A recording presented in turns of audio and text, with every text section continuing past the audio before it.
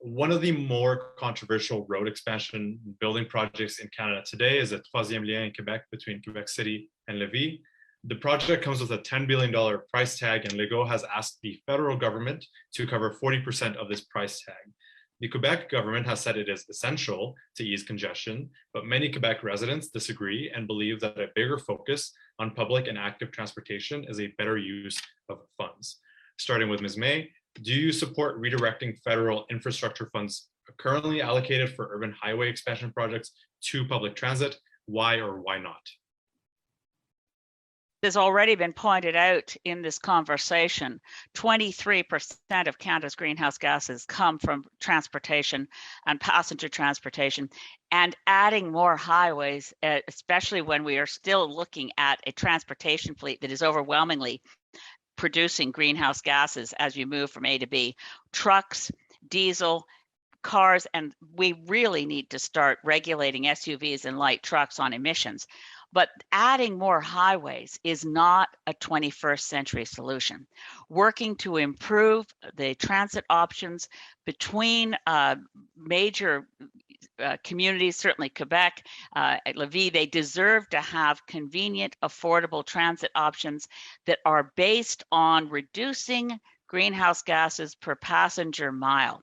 And when you do that, adding highways makes no sense. Yes, we're electrifying our cars. Yes, a lot of people will travel in EVs, but those are out of the reach of affordability for many people. Making sure transportation is affordable, accessible, and decarbonized means that putting new money into highways is just not sensible or sustainable. Quebec has been in the lead on so many things, and I support, my goodness, cheers for Legault for canceling the LNG facility that was being proposed by GNL, and shame on the NDP government in British Columbia for banking on LNG and fracking. But Legault did the right thing. On this, he's making a huge mistake. Thank you. Thank you, Ms. May. Mr. Wilkinson? Well, I would agree with the bulk of what Ms. May said. I think on a go-forward basis, investments in infrastructure should focus on affordable, accessible, and public transit systems that people are able to utilize. That's not always going to be possible, and certainly we need to come up with creative options, particularly for those that live in rural and remote communities.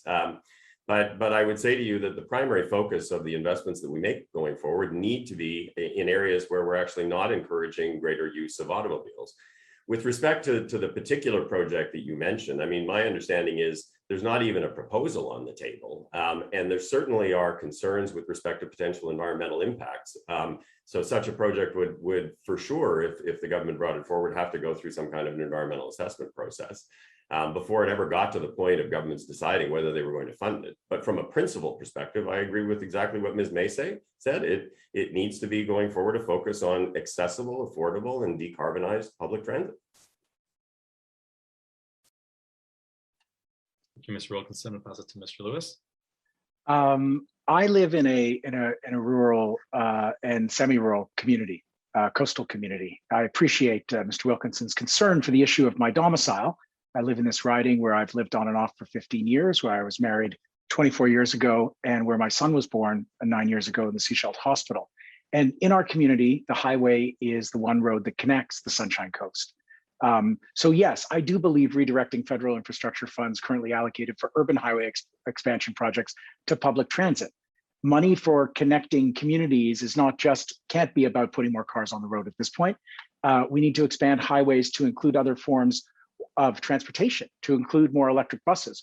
The level of electric bus use that we need to connect this country as a matter of climate emergency is going to put stresses on smaller communities and on smaller roads. And we need some highway upgrades for that. We need to offer Canadians other ways to get around. E-bikes are getting increasingly popular. They don't have a safe way of traveling in communities like mine on the Sunshine Coast, where there's a two-lane highway with no separated lane for e-bikes. The Liberals promised that a climate lens would be applied to all highway and airport expansions. Once again, that was a pretty piece of rhetoric that has not been the law of the land, that has not been implemented in the way that our infrastructure is rolled out. and it must be. We need to facilitate all forms of transportation. And where I live, where we have this one community, our highway definitely needs work, but we have to focus on upgrading highways for all of those other means of transportation as well, for electric buses, for safe cycling, and to connect users to the last mile options to get from the highway to the home or workplace.